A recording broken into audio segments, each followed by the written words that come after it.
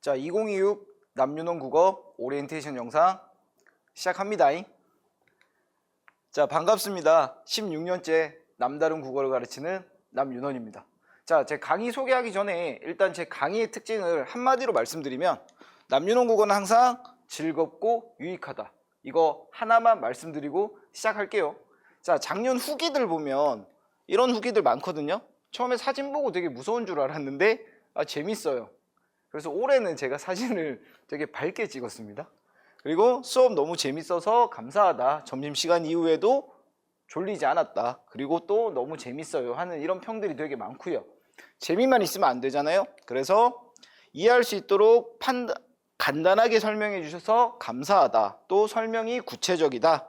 나의 언어로 정리하는 게 굉장히 좋았던 것 같다. 이런 유익한 평들도 있었습니다. 자세한 설명을 하기 전에 일단 제 수업이 어떤지 간단하게 보여드렸습니다. 그럼 본격적으로 시작하겠습니다. 자, 강의 특징 첫 번째 커리큘럼입니다. 지금 제가 러셀에서 고등학교 1학년, 2학년을 담당하고 있기 때문에 내신 기간에는 내신 대비를 하고 썸머와 윈터 기간 동안은 학생들을 대상으로 한 문학, 문법, 독서, 그리고 모의고사 그런 수업들을 진행하고 있습니다. 고등학교 1학년 같은 경우는 문학 개념어 그리고 고등학교 필수 문법 요거 두 가지와 미니 모의고사를 통해서 여러분들하고 수업을 할 거고요. 고등학교 2학년 같은 경우는 학교마다 지금 내용이 조금 다른데 만약에 2학년 1학기가 화법과 언어인 친구들은 제가 개설한 문법 수업 수강하시면 되고 2학년 1학기가 문학인 친구들은 여기서 조금 갈리는데 질문을 되게 많이 하거든요. 자, 모의고사 기준으로 3등급 이하 나는 문학이 조금 약하다라고 생각하는 친구들은 고2들을 위한 문학 개념어반도 제가 열어놨어요. 그래서 3등급 이하 내가 문학이 약하다고 생각하는 친구들은 문학 개념어 수업 들으시면 좋고 그 다음 나는 2등급 이상이 나오고 나는 이제는 문학 개념보다는 실전 문학을 풀고 싶다라는 친구들은 문학 실전반 수업을 수강하시면 되겠습니다. 썸머도 마찬가지로 2학년들은 2학년 2학기 학교 내신이 어떤 걸 하느냐에 따라서 거기에 맞는 과목을 선택하실 수 있게 수업이 열릴 겁니다. 자, 강의 특징 문학은 문학 개념을 정확하게 세웁니다. 두 번째, 작품을 외우는 대신에 문학을 읽어내는 힘을 기른다. 자, 문법 같은 경우는 말 속에서 문법을 발견한다.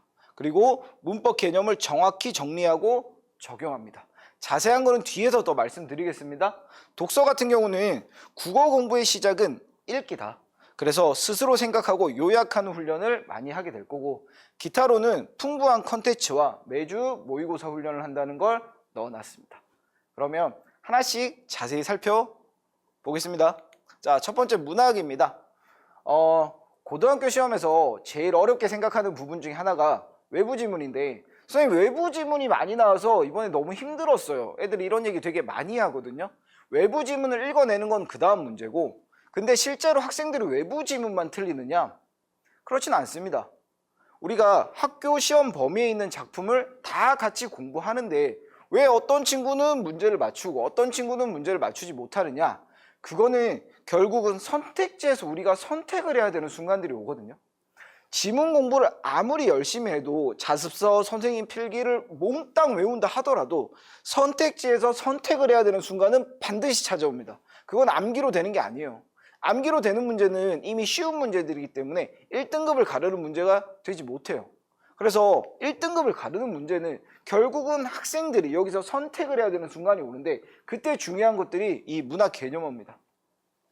뭐 감정이입이나 객관적 상관물 같은 어려운 단어들도 물론 중요하지만 여기 보시면 영탄과 독백 그리고 4번에 말을 건네는 방식 그러니까 어디까지를 독백으로 볼 거냐 어디까지를 말을 건네는 방식으로 볼 거냐 이런 부분들에 있어서 정확하게 개념의 선을 정해드리는 겁니다. 예를 들어서 사나 넌 참 높구나 라고 말을 하면 독백일까요? 말을 건네는 걸까요? 사나 넌 참 높구나 사나 라고 불렀으니까 말을 건네는 것 같지 않나요? 근데 산이 대답을 하나요? 아니잖아. 그러면 결국 혼잣말 아닌가요? 그럼 독백은 말을 건네는 어투도 될 수가 있구나. 이런 개념들을 명확하게 잡아서 선택지에서 선택하는 그 판단력을 기르는 데 중점을 둡니다. 그래서 국어시험의 공부 범위가 작품이 아니라 선택지로 옮겨서 선택지의 판단 능력을 높이는 게 재문학 수업의 특징입니다. 두 번째, 잃는 힘을 기른다는 게 어떤 느낌이냐면, 자, 이게 미래행 교과서 이번에 새로 나온 산수유나무의 농사라는 작품인데, 이 작품에서 보면 산수유나무는 그늘도 노랗다라는 표현이 나와요. 노라니까 좀 좋은 것 같은데? 그쵸? 여기 그늘 밑에 보면 위안과 휴식, 다른 존재에 대한 배려라고 이렇게 자습서에 써 있거든요. 그러니까 잘못된 국어 공부가 이런 겁니다. 산수유나무 그늘, 위안, 휴식, 배려, 위안, 휴식, 배려 이렇게 암기하는 게 아니란 거예요. 그러면 그늘이 노라니까 좋은 거 여기서 이렇게 끝나도 안 되죠. 그러니까 이 시에서 이 그늘의 의미는 서술어나 꾸미는 말을 통해서 전체 맥락으로 판단을 해야 되는 거거든요. 그래서 여기 보면 산수유나무는 그늘 농사를 짓고 있다. 산수유나무의 그늘은 그냥 생기는 게 아니라 나무가 농사를 지어서 생기는 거래. 농사를 지어서 나온 결과물이라는 건 당연히 우리에게 긍정적인 걸까 부정적인 걸까? 긍정적인 거겠죠. 그러니까 여기서 산수유나무가 만드는 그늘이란 건 우리에게 농사의 결과물 같은 긍정적인 요소란 거지. 그러면 그늘의 긍정적 요소가 뭐지? 사람들이 쉴 수 있는 공간, 휴식할 수 있는 공간, 이런 식으로 맥락을 연결해야 꼭 위안, 휴식, 배려가 아니라 다른 단어가 나오더라도 판단력이 늘어나는 겁니다. 그 다음 줄에 보면 마음의 그늘이 옥말려 든다고 불평하는 사람들을 보아라 라고 돼 있는데, 이 구절의 해석이 굉장히 어렵거든요. 자습서에도 별로 친절하게 안 나와 있고 사람들마다 조금 의견이 달라요. 보면 마음의 그늘이 옥말려 든다고 하는 거 밑에 타인에게 베풀지 못하는 이기심이라고 돼 있는데, 사람들은 왜 마음의 그늘이 옥말려 든다고 불평하는 거지? 맥락으로 생각해야겠죠? 그늘은 아까 뭐라고 했죠? 농사를 지어서 늘리는 거예요. 그늘이라는 게 여기서는 긍정적 의미라고. 그럼 사람들은 마음의 그늘이 옥말려 드는 거는 좋은 걸까요? 나쁜 걸까요? 나쁜 거지. 왜? 그늘이 많을수록 좋은 건데, 농사를 지어서 그늘을 넓게 만들어야 되는데 줄어들면 나쁜 거잖아. 그럼 여기서 이 사람들은 어떤 사람들인 거야? 불평하는 사람들은 뭐 하지 않는 사람들? 마음의 그늘을 농사 짓지 않는 사람들, 노력해서 마음의 그늘을 넓히지 않는 사람들에 대한 비판인 겁니다. 이런 식으로 읽어내야 됩니다. 문학은 감상도 아니고요, 외우는 것도 아니고 정확하게 근거를 가지고 읽어내는 힘을 길러야 됩니다. 이 방법을 통해야지만 어떤 외부 지문이 나오더라도 풀어낼 수 있는 힘을 기를 수 있다. 이 말씀을 꼭 드리고 싶습니다. 중요한 얘기입니다. 자, 근데 그늘이 또 다른 외부 지문에서는 이런 것도 있는 거예요. 그늘에 시든 풀을 다 살려내고 싶구나. 관동별곡에 나오는 장면인데, 그늘에 시든 풀을 다 살려내고 싶다. 그럼 이때 그늘은 당연히 어떤 의미겠죠? 그렇죠? 부정적 의미겠죠. 맞나요? 그러니까 같은 그늘이라도 맥락에 따라서 다르게 읽어내야 된다. 이게 굉장히 중요하다. 사실 이게 답니다. 이게 다예요, 국어는. 자, 문법입니다. 자, 문법에서 제가 강조하는 거는 문법이 나오고 말이 나오는 게 아니란 거야. 그러니까 우리는 문법대로 말하고 문법대로 쓰는 게 아니라고. 그러면 뭐가? 우리가 말하는 게, 특히 우리 1학년 때 의문의 변동 배우는데 우리가 발음하는 게 문법이 되는 거야. 사람들이 이렇게 발음하네, 왜 그렇지를 따진 게 문법입니다. 그러니까 문법의 규칙을 외워서 그 규칙대로 발음하고 규칙대로 말하는 게 아니란 거지. 이게 굉장히 중요한 거예요. 그러니까 모든 거를 암기하려고 하면 안 돼. 그래서 의문의 변동도 저는 학생들한테 발음해봐라고 합니다. 그러니까 내가 발음해보고, 근데 나의 발음이 실제로 틀린 것도 있거든요. 그런 것들은 내가 교정을 하면 되는 거니까. 그러니까 내 발음과 일치되지 않는 부분만 암기의 영역으로 끌고 가면 되니까. 무슨 말인지 알겠나요? 그래서 우리 말에서 문법은 처음부터 외워서 적용하는 게 아니고 예문을 통해서 규칙을 찾아갑니다. 그게 굉장히 중요하다. 근데 이해만 가지고 되진 않거든요. 그래서 실제로 이런 테스트를 굉장히 많이 합니다. 왜냐하면 우리는 결국은 시험을 쳐야 되는데 짧은 시간 안에 정확하게 풀기 위해서는 내용을 암기해서 빠르게 출력하는 과정이 필요합니다. 그래서 이런 반복 테스트를 통해서 학생들이 이해한 내용을 암기할 수 있도록 지도합니다. 구구단 같은 거예요. 구구단 같은 거. 구구단 안 해도 할 수 있잖아요. 88에 64 안 해도 8, 8번 더 하면 되잖아. 하지만 우리가 암기한 이유는 빠르게 처리하기 위해서죠. 마찬가지로 문법 내용도 암기를 하면 분명히 유리한 부분이 있기 때문에 이해를 통해서 빠르게 암기하도록 합니다. 독서입니다. 독서는 요약하는 연습을 합니다.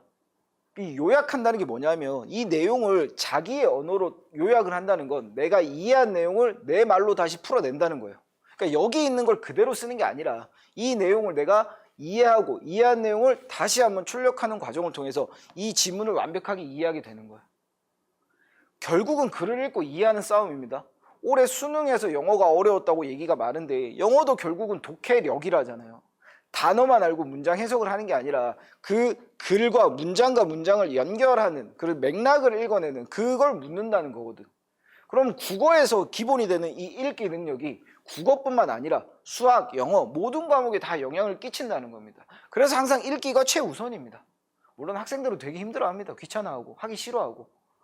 자기가 근데 스스로 요약을 해봐야 이 문장 안에서 내가 막히는 지점이 생기고 그 지점을 다시 곱씹어 보게 되는 겁니다. 그러면서 독해력이라는 게 늘어나는 거예요. 독서는 어떤 규칙을 배우거나 암기하거나 해서 되는 과목이 절대 아닙니다. 양측이 절대 안 됩니다. 그냥 진득하게 한 지문 한 지문을 읽어내고 요약하고 연결하는 연습을 하는 수밖에는 없다. 빠른 방법은 없다. 그래서 이걸 꼭 하셔야 됩니다. 꼭 해야 됩니다. 자, 자랑 컨텐츠 굉장히 많습니다. 제가 지금까지 뭐 10년 넘게 열심히 만든 자료들도 있고요. 그 다음에 전국의 선생님들하고 그 학교 기출문제를 모으는 그룹도 있고, 그다음 뭐 대치동의 자료들을 제가 유료로 구입하는 것들도 있고요. 그런 식으로 해서 굉장히 많은 자료들, 특히 내신 기간에는 특정 단원 같은 경우는 우리 수성구 지역 기출뿐만 아니라 전국 학군지의 기출문제까지 제가 모아서 나눠주거든요. 그런 식으로 굉장히 많은 자료를 가지고 있다. 그리고 미니 모의고사, 실전 모의고사 훈련을 꼭 합니다. 개념을 완벽하게 하는 거는 사실상 불가능해요. 그러니까 너무 완벽하게 만들어 놓고 문제를 풀려고 하는 친구들이 있는데 실전 문제를 풀면서 우리가 약점을 찾고 보완하는 게 훨씬 빠를 수도 있거든요. 그래서 실제로 저희는 수업 때마다 매주 15문제로 된 모의고사를 직접 풀고 피드백하고 그리고 과제로도 나가고 그 과정을 반복하게 될 겁니다. 끝이네요. 그 다음 관리 방안입니다. 자, 관리 방안은 매주 테스트, 지난주 수업했던 내용을 주간 테스트를 보게 될 거고, 그 다음 과제로는 뭐 미니 모의고사가 나갈 수도 있고 수업 프로그램에 따라서는 미니 모의고사 아니라 워크북, 주간지가 나가는 경우도 있습니다. 어쨌든 매일 해야 되는 분량의 숙제가 나갈 거예요. 많이 주진 않아요. 비문학으로 따져도 하루에 한 지문, 모의고사로 따져도 미니 모의고사 15문제 하루에 한 세트만 저는 숙제로 줍니다. 그 정도. 이틀에 한 세트가 나갈 수도 있어요. 다른 과목도 해야 되잖아. 국어만 미친도록 하라고 하지 않아요. 대신에 되게 꼼꼼하게 해야 돼요. 단순히 답만 틱틱틱틱 찍고 숙제 다 했음이 아니고 문제를 푸는 것도 중요하지만 그 지문의 내용을 이해하는데 거기에 초점을 맞춰줘서 과제를 해주셔야 됩니다. 과제가 불성실한 친구들은 제가 따로 클리닉 시간이나 그런 시간을 통해서 보충하게 될 겁니다. 자, 수업 피드백, 수업 내용이나 과제, 테스트 점수 등은 학부모님께 바로바로 전송되게 될 것이고, 자, 질의응답은 아까 말한 클리닉 시간이나 아니면 제 카페 그리고 뭐 문자, 카톡을 통한 질의응답은 언제든지 가능합니다. 수업 전후로 해서 30분 정도 질의응답할 수 있는 시간도 만들어질 겁니다. 그리고 복습 영상은 모든 수업은 녹화가 돼서 학생들에게 카페를 통해서 제공하게 될 겁니다. 테스트거든요. 주간 테스트 이런 식으로 매주 수업한 내용을 테스트 보게 될 겁니다. 애들이 시험을 쳐야 공부를 해요. 그래서 매주 시험을 치게 되는 거고, 그 다음에 주간지 이런 식으로 내신 기간도 마찬가지고 내신 비내신 기간에도 이런 워크북이나 모의고사 과제가 나가게 될 겁니다. 자, 문자 통한 질의응답 요 예시들 보여드리는 거고요. 그 다음에 저희 카페 요 안내 문자 나가는 거랑 카페 동영상 나가는 것까지 이런 식으로 학생들 관리가 이루어지고 있습니다. 저는 강의력 그리고 경험, 컨텐츠 그리고 관리까지 모든 것이 준비되어 있습니다. 그래서 고등학교 생활 중에 최고의 선택으로 만들어 드리겠습니다. 감사합니다.